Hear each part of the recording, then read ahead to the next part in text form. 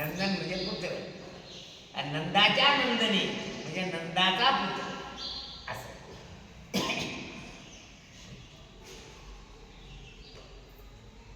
असं आहे वसुदेवाची नंदाची मैत्री. त्याऐवजी मैत्री करता जातोच लागते असा काही अर्थ नाही. मैत्री कोणाची होऊ शकते, कोणाशीही होऊ शकते. काय ध्रुव्याची राजाची सुद्धा मैत्री होऊ शकते. कारण समानशीले व्यसनेषु सख्यम असा नियम. काय नियम आहे? समानशील असलं की मैत्री होते, समान व्यसन असलं की मैत्री होते. काय कसं आहे? आमचे गुरु महाराज सांगतात, एक मठ होता, त्या मठात महाराजला लष्टम पाडलं, त्याला जाणं मग कोणी यायचं ते मग का महाराज मला इथे राहायचं, इथे राहायचं काय, तुला काही व्यसन आहे काय? नाही आपलं व्यसन नाही, थोडंसं सुपारी गिपारी खात निघ निघ निघ निघ असं म्हणतो. तिसरा कारण तुला काय व्यसन आहे काय? नाही व्यसन मग तसं काही नाही म्हणजे निघ निघ निघ निघ निघ असं त्यानं काही म्हणलं आणि त्यांना आता वेळेस असं थोडंसं सांगितलं त्यानं काय म्हणावं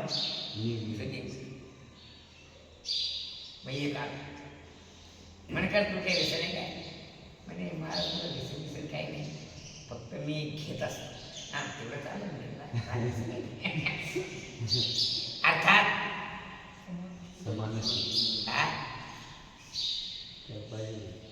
काय त्याला सुट्टी त्याला पाहिजे सुट्टी शोधतो. म्हणून समान समान व्यसन असलं की मैत्री होती. मैत्री. तुला असं दिसते काय की भजन करणाराची आणि राजकारणाची मैत्री होईल म्हणून?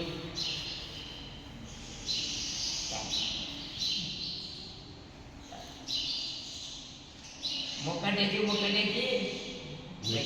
आता असं झालं की आपले ते बरेच पोरं त्यांना माठ्याच्या मग माठ्याची तिकडे म्हणतो त्याचं कारण काय आहे? तो उन्हाळ होता तिथे उन्हाळ्याच्या सरपंच दिसलं घराकडे गेले की उन्हाळ माणसं असतात. आता मला असं दिसते बळराम मुख्याची आणि विवेकची मैत्री होती.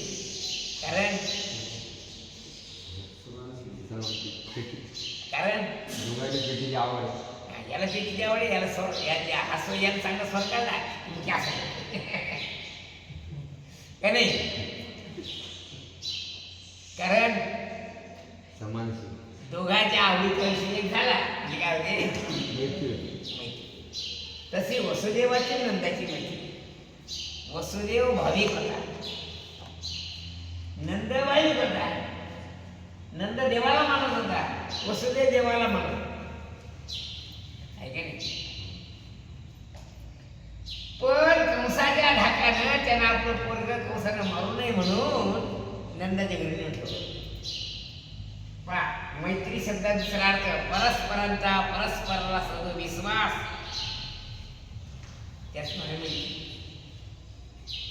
कसं आहे एकदा काय झालं, हा पाड्या सकाळी पूजेच्या अगोदर डॉक्टर कुलकर्णीच्या घरी गेला, एक गोळी मागायला गेला. आता डॉक्टर कुलकर्णी काय वाटतं, आपण महाराजाकडे जातो, हा महाराजाकडे येते, त्यांनी दोघांची मैत्री. डॉक्टर कुलकर्णी काय म्हणे, त्याला पांडू बरं जातो आला तांबे धोनी बरं.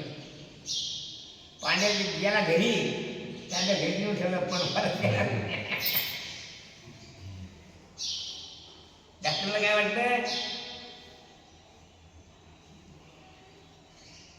आपण महाराजाकडे येतो, पांडू महाराजाकडे येतो. पांड्याला काय असं काय केलं रे, तेव्हा अहो मी त्याला गोळी मागत त्यांना पण सांगितलं.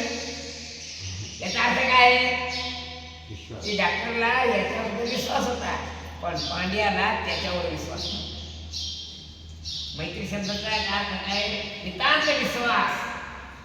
मरण पत्करेल पण आपला धोका देणार नाही, याचं नाही मैत्री. काय जलसुत प्रती करू नाही आली सुद्धा प्रीती करी ज्याला सुद्धा सो श्रद्धाचं वाक्य बरं श्रद्धास एक मान संत होऊन गेले आणि श्रद्धास तेव्हापासून काय श्रद्धासाला दृष्टी नव्हती म्हणजे डोळे नव्हते तेव्हापासून आंधळ्या माणसाला श्रद्धास म्हणतात लक्षात ठेवा काय म्हणतात वारकरी संप्रदायामध्ये जन्मांतर जो माणूस असेल आणि चांगलं भजन कसं श्रद्धास मनाचा असं लोक म्हणतात काय म्हणतात श्रद्धास नावाचा एक महान संत होऊन गेला आणि श्रद्धास मैत्रीचं वर्णन करताना सांगतात आली सुद्ध प्रीती करी जनसुद्ध असो आली म्हणजे भंगा प्रीती म्हणजे प्रेम म्हणजे आली सुद्धा जलसुद्ध सो प्रीती करी याचा अर्थ काय आहे जलसुद्ध म्हणजे जल म्हणजे आंबू अंबुजा म्हणजे काय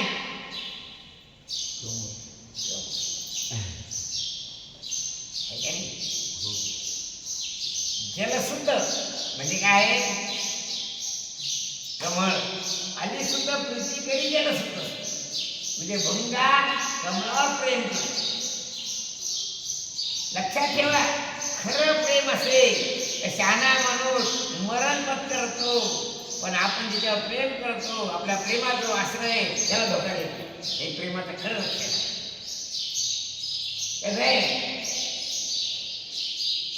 त्याचे प्रेमाचं लक्षण प्रेमामध्ये नितांत विश्वास असतो धोकेबाजी मुळीच नसते हे ध्यान ठेवा आणि जर प्रेमाचा दुरुपयोग कोण कोण धोका दिला याचा अर्थ हा आहे की याला खरं प्रेम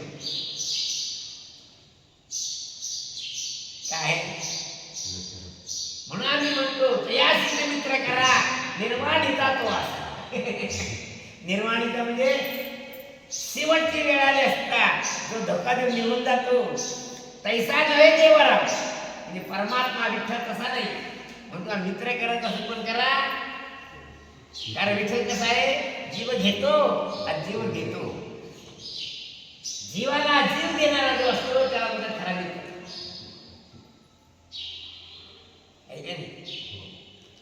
आता गौरीचे मित्र कोणी कोण आंबोल्या तरी केले तोड तिकडे कारण माणूस आपल्या आयुष्यात कोणाला तरी मित्र केल्याशिवाय राहू शकत नाही मित्रामध्ये परस्परांचं आत्यंतिक प्रेम असते आत्यंतिक आज याचा अर्थ असा की अंताचा जिथे अंत होतो त्याचं नाव आत्यंतिक आहे काय तुम्ही त्या व्यक्तीला सांगले भाऊ लोकांना बापरे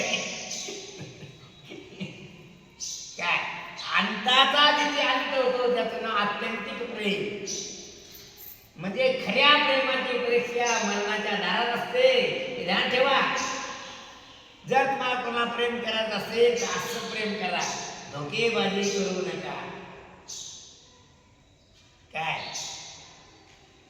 याचं नाव जीवस्य कंठस्थ्य मैत्री म्हणजे जीवाला धक्का लागला त्याचा कंठाचा भेद होतो याचं नाव त्या ज्ञानेश्वर मला सांगता भ्रमर कुंतले समुद्राकडे जलसुद्धामध्ये म्हणजे कमळामध्ये भ्रमर म्हणजे भंगा आली सुद्धा प्रत्येकाने जलसुद्धा असो काय झालं आपण प्राण दया तो आपला प्राण सुद्धा त्याला अर्पण करतो म्हणजे प्राण अर्पण करणे हे प्रेमाची परमसीमा आहे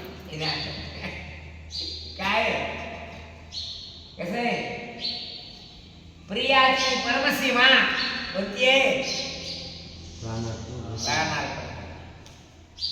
मी भंगा जलसुद्धा प्रेम करतो याचा अर्थ काय खरं प्रेम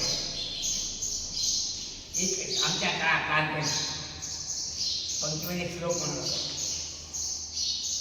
कोणी एक वणी विचित्र पुतळा देवावया बैसला पात्रे जेवण जेविता ते बळे पात्रेशी तो बक्षिला त्याची जी मनिता वनात फिरता सर्यास प्रार्थी सदा बोले विठ्ठल हा पदार्थ उगवा षण्मासिता वायदा त्याचं नाव विठ्ठल कोणाचं त्यांनी कीर्तन लिहिले ना त्याचं नाव काय आहे विठ्ठल. तो म्हणतो कोणी एक विचित्र पुत्रा वनात जेवा वया बैसा जेवता जेवता अतिबळी इतकं गरज खात होता पण काय झालं त्या पात्रानंच त्याला खाऊन टाकलं. त्याची जी वनिता त्याची जी बायको होती ती सूर्याची प्रार्थना करू लागली हे काय कोड आहे हे तुम्ही 6 महिन्याचं तुला वायदा सोडून ते म्हणले असं कोण म्हणे विठ्ठल म्हणा. याचा अर्थ काय कोणी एक वनी वनी म्हणजे कमल वना एक विचित्र पुत्रा म्हणजे मुंगा जेवायला बसला मकरंद सेवन करण्याकरता बसला. आता अर्थ आहे जेवता जेवता संध्याकाळ झाली आणि कमळाची कळी का मिठकली म्हणजे पात्रेशी म्हणजे पात्र खाऊन टाकलं असा अर्थ. त्याची जी वनिता त्याची बायको भंगी सूर्याची प्रार्थना करायला लागली कारण सूर्याचा उदयाचा कमलाचा विकास होतो. हा सूर्य मावळला म्हणजे कमळ मिटून जातं. मिटून जात म्हणजे आदित्याची फुले सदा सन्मुख आदित्या फुले. आदित्य म्हणजे सूर्य आणि फुल म्हणजे फुल म्हणजे सूर्यफूल. काय दिवसा जर सूर्यफूल उगवलं त्या तोड पूर्वेकडे असते संध्याकाळी पासून त्या तोड पश्चिमेकडे राहते. असं कमलाचं आहे म्हणून सूर्य विकासिनी कमली आणि चंद्र विकासिनी कमली असं 2 कमलाचे प्रकार आहेत. प्रेम कसं असते सर्वस्वाचा त्याग करायला त्याचं नाव काय आहे प्रेम. मग असं नंदाचं आणि वसुदेवाचं प्रेम. श्रीकृष्णाचा जन्म झाल्याबरोबर माया उपजली तेथे ठेवी मला आणि येथे. त्याचा श्रीकृष्ण स्वतः श्रीकृष्णाने सांगितलं कारण श्रीकृष्ण देवकीच्या समोर 12 वर्षाचा प्रगट होऊन उभा राहिला. किती वर्षाचा आहे 12 वर्ष. द्वादशी मूर्ती झाली प्रगट ती गाती भात वेद ऋषी असं वर्णन. कसं आहे द्वादश म्हणजे 12 वर्षाचा श्रीकृष्ण देवकीपुढे उभा राहिला. त्या देवकी म्हणाली येणे रूपी तुझे दरित अवतार तर देवकी कुमार कोण म्हणे कोणी म्हणाल का हिने चोरून कोणाचा आणला म्हणून. तेव्हा नको देवराया विसरू तू भाक. तेव्हा देवराया म्हणजे विष्णूनं तिला वचन दिलं होतं काय मी तुझा पुत्र होईल म्हणून. तेव्हा तू तुझा शब्द विसरू नको. तेव्हा श्रीकृष्ण बालरूप झाला पण अगोदर सांगितलं काय सांगितलं वसुदेवाला नंदाच्या घराला मदनी गोकुळाला माया उपजली तेथे ठेवी मज आली येथे. पा हे कोण सांगितलं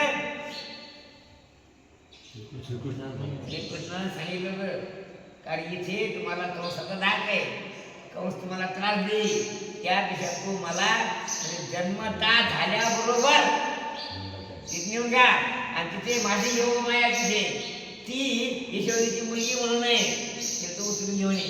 पण यशोदीला माहीत नाही आणि देवकीला माहीत नाही आपलं काय झालं. जसं दवाखान्यात मुलगा मुलगी झाली की डॉक्टर लोक काय करतात हिनं बेली दोन्ही त्यांनी आधी चक्र पाहिजे काय काय झाले पीस गेला दवाखान्यात कशाला त्याची बायको बळाची व्हायला गेली. मग डॉक्टरचे मला बेमन केलं. डॉक्टर काय करतो की त्याची पोरगी याला देतो याचं पोरग चाललं. म्हणून आमचं म्हणणं आहे की बायकोला दवाखान्यात जाऊ नका मूर्खात काय सांगावं का नाही होत असं होत आहे का नाही काय लय डॉक्टर फिरवून झाले असेल ना कारण पुत्र प्राप्ती करता बरेच लोक आसुसून येत शांतीची मुलगी असं म्हणतात. म्हणजे आता अगोदर गुरु वसुदेव वसुदेव असं केलं होतं. वसुदेव काय केलं देवकीची पडली नाही नाही यशोदेची पोरगी देवकीला आणून दिली आणि देवकीचं पोरग आता ही गोष्ट पडणार नाही आणि माहीत असेल तर फक्त श्रीकृष्णालाच माहिती पण वसुदेवाला का माहित नाही का श्रीकृष्णानं आपला योग माहीत त्याला धोरण टाकली आपण काय केलं त्यामुळे जसा काकड्याचं भजन सुरू झालं शिवाय आठवण ठेवून. आता बंद करून टाका पुढे पुढचं होत नाही ना. कसं काय करणार? पुंडलिक वरदा विठ्ठल श्री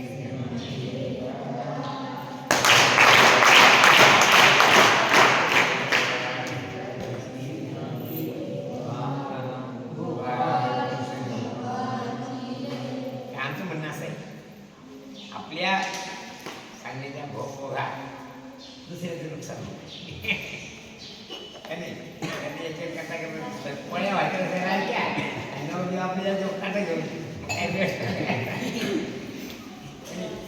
नवदेवाच्या आतल्या भात शिजवलं की नाही